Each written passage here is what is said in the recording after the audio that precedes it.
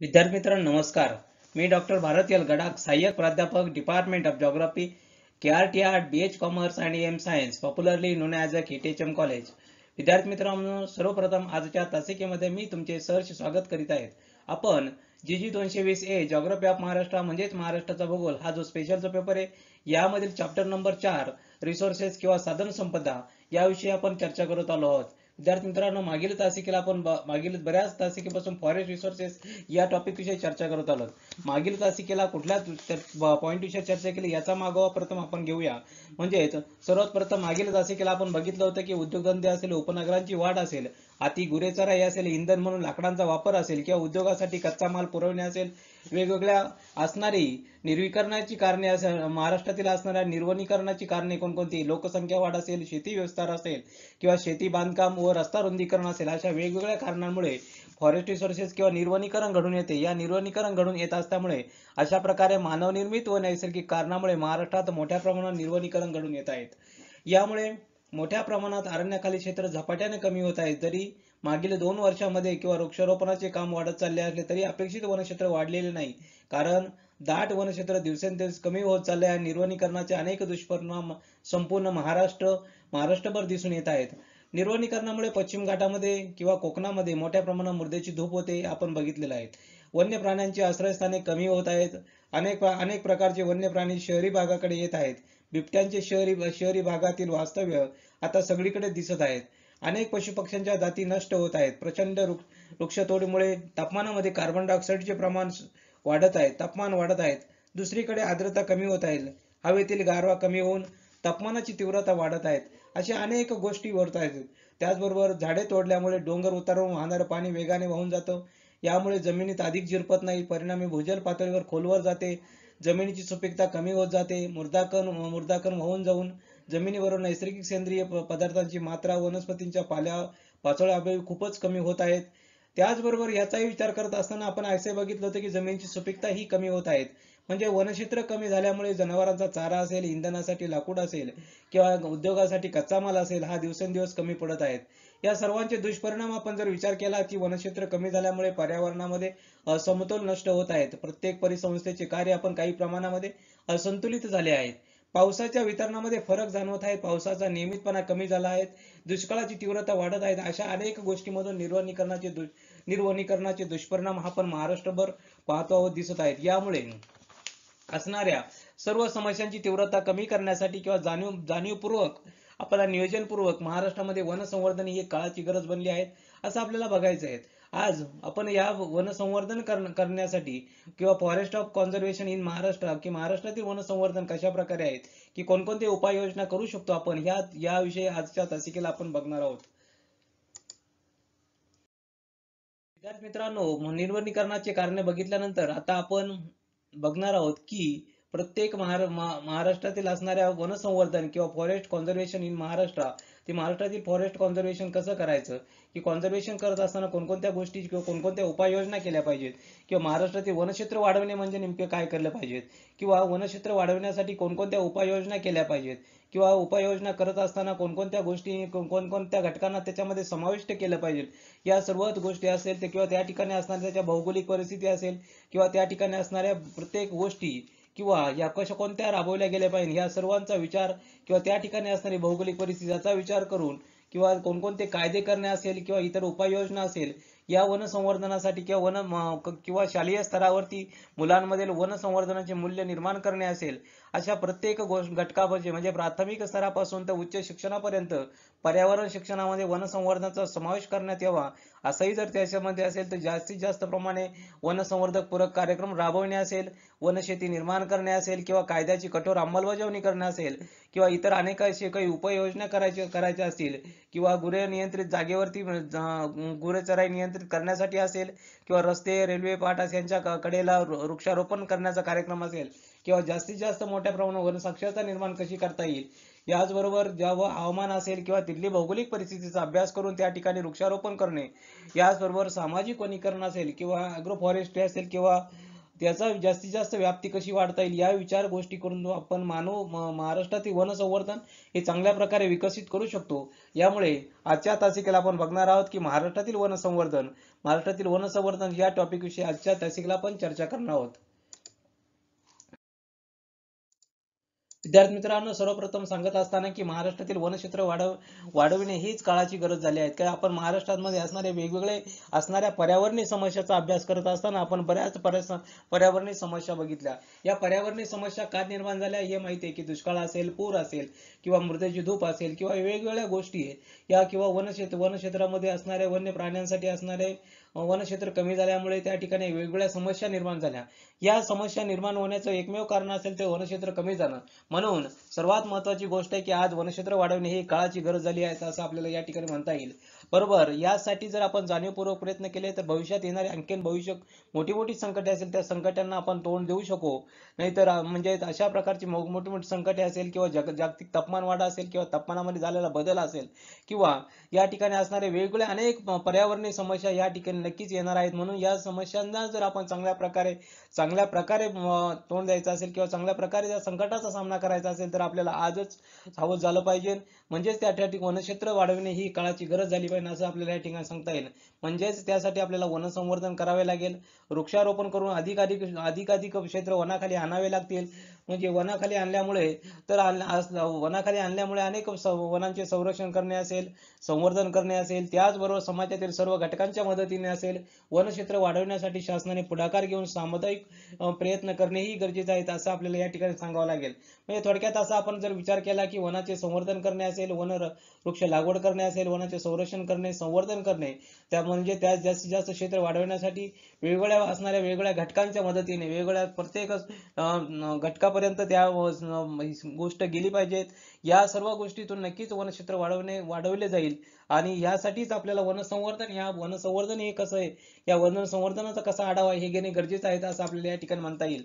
म्हणजे यासाठीच आपल्याला वनसंवर्धनाचा आढावा आपण घेऊया की पृथ्वीवरील असणाऱ्या भूपृष्ठावरील जंगलांचे व नष्ट होणाऱ्या वनस्पतींचे जतन किंवा संगोपन करणे म्हणजे वनसंवर्धन किंवा त्याला म्हणतात फॉरेस्ट कॉन्झर्वेशन. म्हणजे जे जंगल आहे किंवा नष्ट होणाऱ्या वनस्पती ह्या वनस्पतींचं जतन करायचं, संगोपन करायचं याला आपण काय म्हणतो, वनसंवर्धन असं म्हणतो.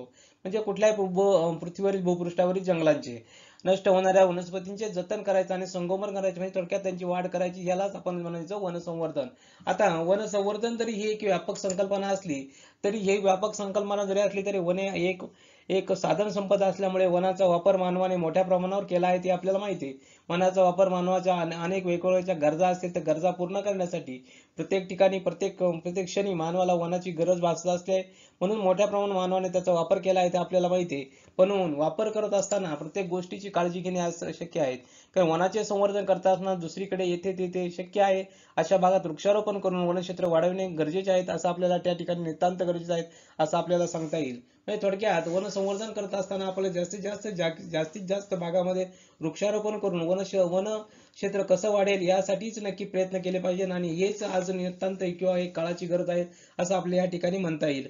आता बघूया की वनसंवर्धन करण्यासाठी महाराष्ट्रामध्ये वनसंवर्धन करण्यासाठी प्रामुख्याने पुढील उपाययोजना करणे गरजेचे आहेत. कोणकोणत्या उपाययोजना आपण करू शकतो की वनसंवर्धनाचे उपाय किंवा remedial measures of forest conservation या कोणकोणत्या रेमेडीज आहे, आपण त्या रेमेडीजचा पहिल्यांदा लिस्ट बघूया की कोणकोणत्या गोष्टी आपण करू शकतो. पहिल्यांदा सामाजिक वनीकरणाची व्याप्ती वाढवली गेली पाहिजे. त्याचबरोबर वृक्षारोपण करत असताना स्थानिक हवामान असेल, गरज असेल, या तेथील त्या गरजेनुसार असेल, तिथे भौगोलिक परिस्थिती असेल, यांचा सर्वांचा विचार करून त्या ठिकाणी असणाऱ्या झाडांचे वृक्षारोपण केले पाहिजे.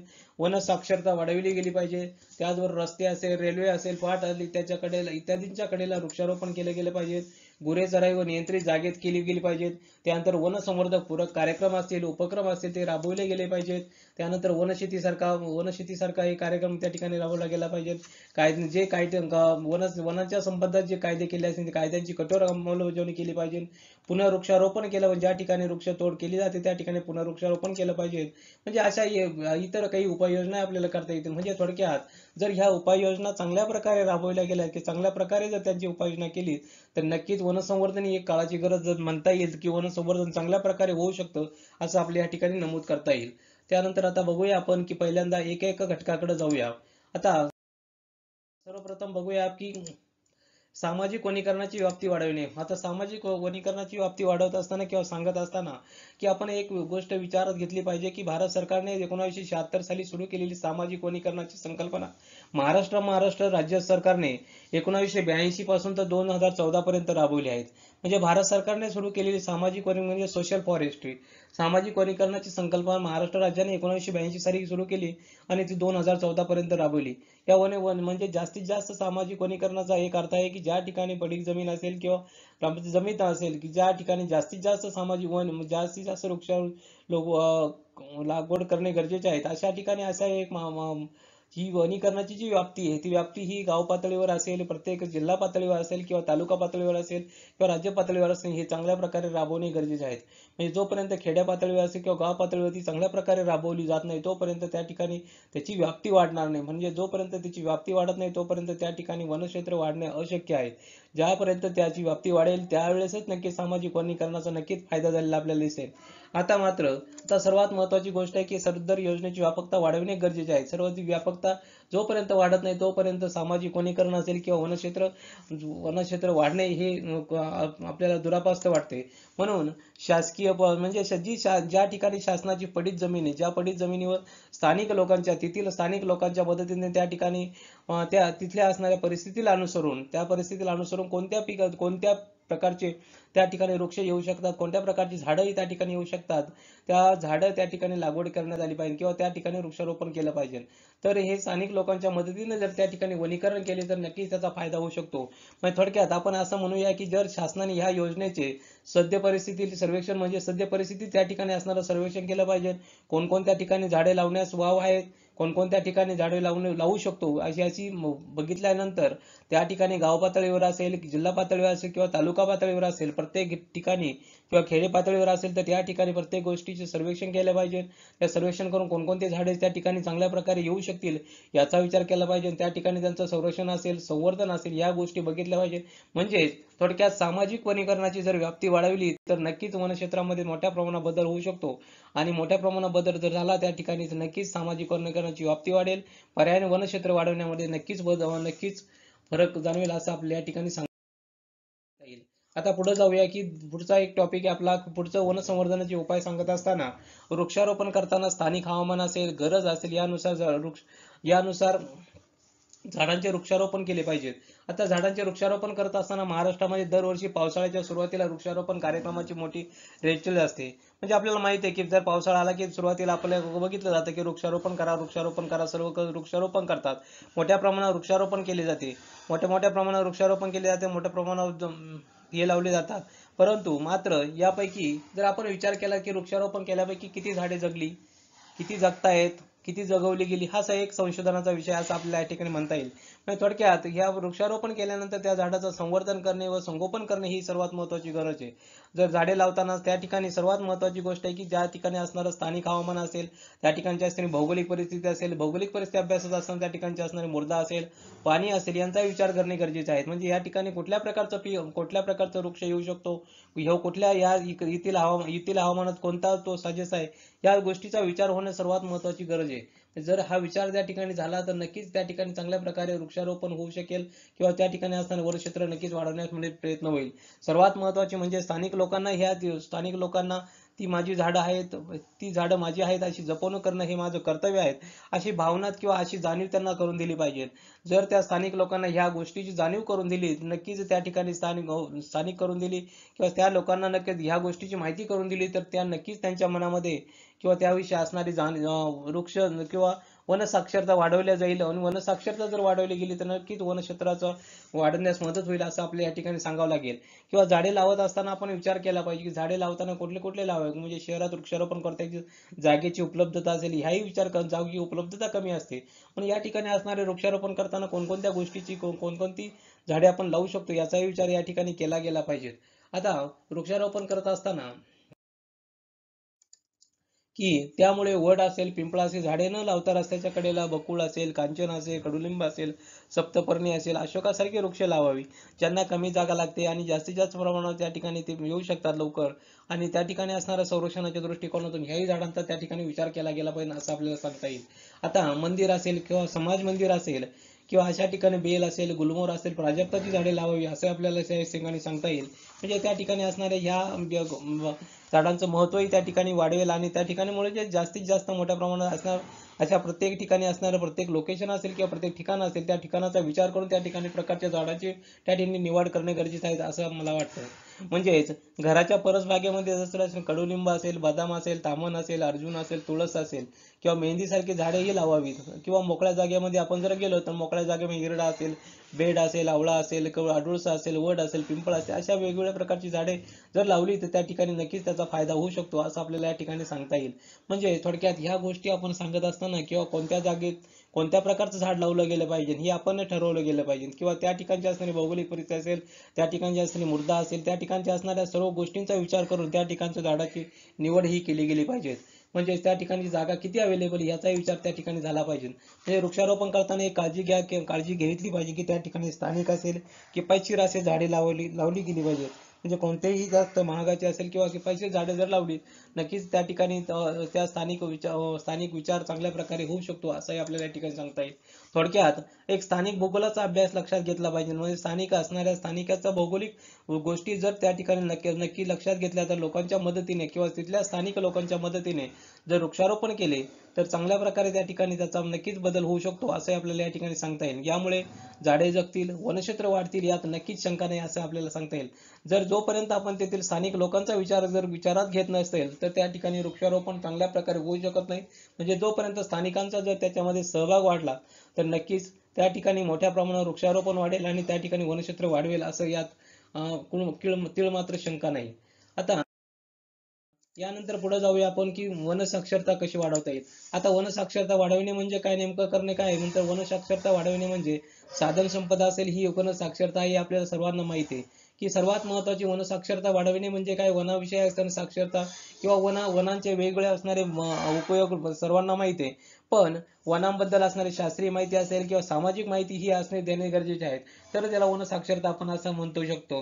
म्हणजे वनांचा काळजीपूर्वक वापर करणे किंवा वनांचा काटकसरीने वापर करणे किंवा वृक्षतोड न करता त्याचे संवर्धन करणे ह्या सर्वात गोष्टी महत्त्वाच्या म्हणजे वनसाक्षरता वाढवणे असं आपल्याला या ठिकाणी सांगता येऊ शकतं.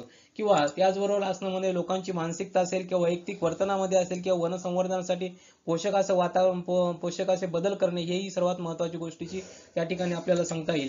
त्याचबरोबर वन संवर्धन महत्त्व लोकांना समजले की नक्कीच वनाची हानी कमी होईल. म्हणजे सर्वात महत्त्वाची गोष्ट आहे की लोकांना वन संवर्धनाचे महत्त्व जास्तीत जास्त चांगल्या प्रकारे पटलं गेलं तर नक्कीच वन असणारे क्षेत्र कमी करता येईल किंवा कमी होत जाईल.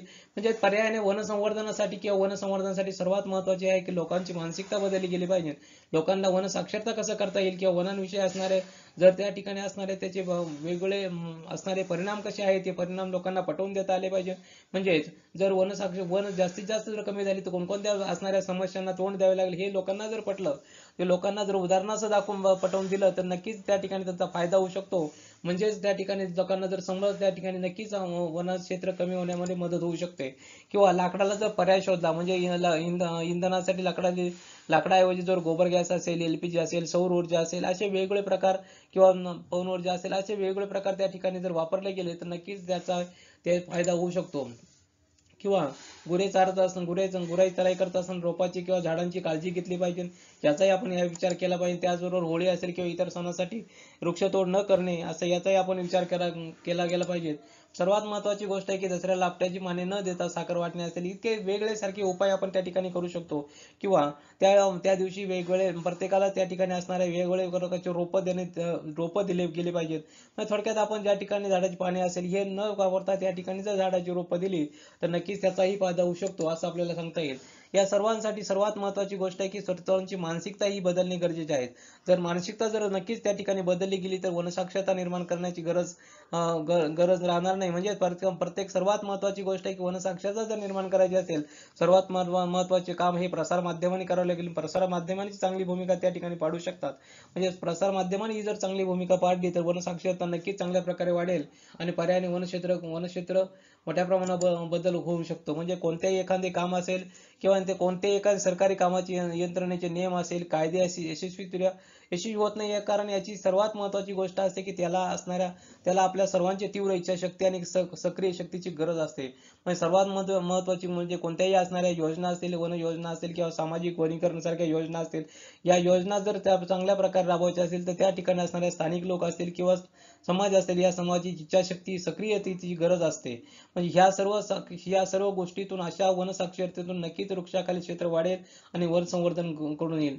म्हणजे थोडक्यात या ठिकाणी असं आपल्याला सांगता येईल की चांगल्या प्रकारे कायदे यशस्वी करायचे असतील किंवा चांगल्या प्रकारचे जर वनसंवर्धन करायचे असेल तर नक्कीच या ठिकाणी असणाऱ्या ह्या योजनांसाठी किंवा ह्या असणाऱ्या योजनांसाठी प्रत्येक मानवाने किंवा प्रत्येक भागातील त्या व्यक्तीने त्याला सहभाग देणे सर्वात महत्त्वाची गरज आहे. त्यानंतर पुढे जाऊया. पुढचा जो पॉईंट आहे, रस्ते, रेल्वे, पाट इत्यादींच्या कडेलाही झाड वृक्षारोपण करणे गरजेचे आहे. जर आता आज विचार केला की आज महाराष्ट्रामध्ये रस्ते, रेल्वे आणि पाट किंवा पाटा म्हणजे कालवे हे मोठ्या प्रमाणात जाळे आहेत असं आपल्याला माहिती आहे. पण हे जाळे जर तुमच्या दोन्ही बाजूच्या स्थानिक परिस्थितीचा जर विचार केला आणि त्या वृक्षारोपण केले तर नक्कीच वनक्षेत्र वाढेल, असाही आपण या ठिकाणी विचार करूया. थोडक्यात महाराष्ट्रामध्ये राज्यमार्गाचा जर आपण विचार केला तर 34,103 किलोमीटरचा राज्यमार्ग आहे. तर राष्ट्रीय महामार्ग जर विचार केला तर 4,367 किलोमीटरचे राष्ट्रीय महामार्ग आहेत आणि रेल्वे मार्ग 5,461 किलोमीटरचे आहेत. हे सगळीकडे पसरलेले आहे असं आपल्याला माहिती आहे. आता या सर्वांचा जर आपण विचार केला तर सर्वच ठिकाणी वृक्षारोपण करणं शक्य नाहीये. पण जिथे जिथे शक्य आहे त्या ठिकाणी स्थानिक लोकांच्या मदतीने त्या ठिकाणी ते काम करता येईल. जर अशा प्रकारे स्थानिक लोकांच्या मदतीने ही जर कामं केली तर नक्कीच त्या ठिकाणी असणारे वृक्षारोपण वाढेल. पर्यायाने वृक्ष क्षेत्र नक्कीच वाढण्यामध्ये मदत होईल. आणि म्हणजे याचप्रमाणे अशा अनेक ठिकाणी कालवे आहेत अशा ज्या ठिकाणी दोन्ही बाजूने आपण वृक्षारोपण करता येईल आणि ह्या झाडांना किंवा कालवांना पाण्याची उपलब्धता होईल आणि पाणी त्या ठिकाणी असणाऱ्या पाण्याची गरज भासणार नाही. पर्यायाने या ठिकाणी असणाऱ्या वेगवेगळ्या समस्यांना नक्कीच आपल्याला तोंड देता येईल. म्हणजे स्थानिक शेतकऱ्यांच्या झाडांचे संवर्धन करण्याची जबाबदारी असेल, मालकी दिली तर नक्कीच त्यात यश मिळेल. तसेच लोकांना त्या झाडांचे मिळणारे उत्पादनही देण्यात यावे. म्हणजे ह्या सर्व गोष्टी जर आपण दिल्या नक्की दिल्यास तर त्या ठिकाणी असणाऱ्या त्या झाडांचं संवर्धन होईल आणि झाडांचं संवर्धन झालं तर नक्कीच त्या ठिकाणी वनक्षेत्र वाढण्यास आपल्याला मदत होऊ शकते असं आपल्याला या ठिकाणी सांगता येईल. थोडक्यात यात जर झाडं तोडली गेली तर त्याची काळजी घ्यावी किंवा प्रत्येकाला त्याविषयी असणारं महत्त्व नक्कीच समजून दिलं तर त्या ठिकाणी नक्कीच बदल होऊ शकतो असं आपल्याला सांगता येईल. म्हणजे जर आपण असाही विचार केला की यामुळे महामार्ग असेल की तर इतकं रस्त्यांचे सौंदर्य फुलेल किंवा शुद्ध ऑक्सिजनचे प्रमाण वाढेल. म्हणजे कार्बन डायऑक्साईडचं प्रमाण थोडंसं फार कमी होऊ शकतं. म्हणजे अशा जर गोष्टी साध्य केल्या तर आपण रेल्वे असेल, पाट असेल किंवा कालवे असेल यांच्याकडे वृक्षारोपण केलं तर याचा नक्कीच या ठिकाणी फायदा होऊ शकतो असं आपल्याला या ठिकाणी सांगता येईल. त्यानंतर पुढे जाऊया आपण की गुरेचराई नियंत्रित जागेत करणे. आता गुरेचराई नियंत्रित जागेत करायची म्हणजे नेमकं तरी काय करायचं? गुरेचराई मोठ्या प्रमाणात वृक्षांची असते, रोपांची हानी होते. हे टाळण्यासाठी गुरांना फक्त कुरणाच्या क्षेत्रातच परवानगी दिली गेली पाहिजे. कोणत्याही ठिकाणी ज्या ठिकाणी पडीक आहे अशा ठिकाणी ज्या ठिकाणी वृक्षारोपण केलेलं आहे त्या ठिकाणी कोणत्याही गुरेचराईला नियंत्रण किंवा गुरेचराई बंदी केली पाहिजे. सर्वात महत्त्वाची गोष्ट आहे की ह्याच प्रकारच्या जर रोपांची बंदी केली तर गुरांना जर बंदिस्त केलं तर त्या ठिकाणी नक्कीच त्या ठिकाणी मोठ्या प्रमाणावर त्या ठिकाणी असणारी ही नुकसान आपण टाळू शकतो. म्हणजे गुरांसाठी जंगलातील किंवा शेतातील चारा आणून खाऊ घालावा हेही सर्वात महत्त्वाची गोष्ट आहे. म्हणजे त्या ठिकाणी कापून आणून तुम्ही त्या ठिकाणी चारा खाऊ घालू शकता. यासाठी कडक नियम करणे ही गरजेचे आहेत असं आपल्याला या ठिकाणी सांगता येईल. म्हणजे थोडक्यात याशिवाय असणारे कडक नियम आपण चांगल्या प्रकारे राबवले गेले पाहिजेत आणि अंमलात आणले पाहिजेत.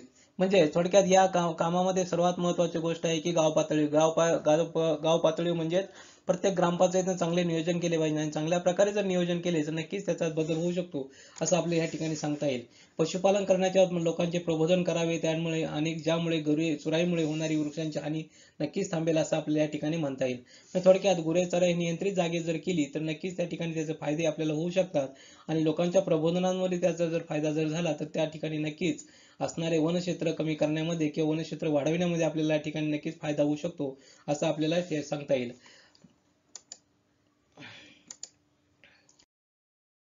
अशा प्रकारे विद्यार्थी मित्रांनो आज आपण की वन संवर्धन करण्यासाठी कोणकोणत्या उपाययोजना केल्या आहेत त्यामध्ये आपण त्यासाठी आपण पुरेसा नियंत्रित जागेत करणे, रेल्वे, रस्ते, पाट आणि इत्यादींच्या कडेला वृक्षारोपण करणे, वन साक्षरता वाढविणे किंवा वन संवर्धन म्हणजे काय किंवा फॉरेस्ट कॉन्झर्वेशन म्हणजे काय की सामाजिक वनीकरणाची व्याप्ती कशी वाढवता येईल, वृक्षारोपण करताना स्थानिक हवामान असेल, गरज असेल यानुसार झाडांचे वृक्षारोपण करणे, या गोष्टींचा मागोवा आजच्या तासिकेला आपण घेतला आहे. विद्यार्थी मित्रांनो, याविषयी कुणाच्या मनात काही प्रश्न शंका निर्माण झाली असेल तर त्या ठिकाणी माझा ईमेल आयडी दिला आहे, त्यावरती आपण मेल करू शकतात. विद्यार्थी मित्रांनो, पुढील तासिकेला आपण बघणार आहोत वन संवर्धन पूरक कार्यक्रम राबवणे, वन शेती, कठोर कायद्याची अंमलबजावणी करणे किंवा पुनर्वृक्षारोपण करणे किंवा इतर कोणकोणत्या उपाययोजना आपण करू शकतो यासाठी आपण पुढील तासिकेला विचार करणार आहोत. तोपर्यंत धन्यवाद. थँक्यू.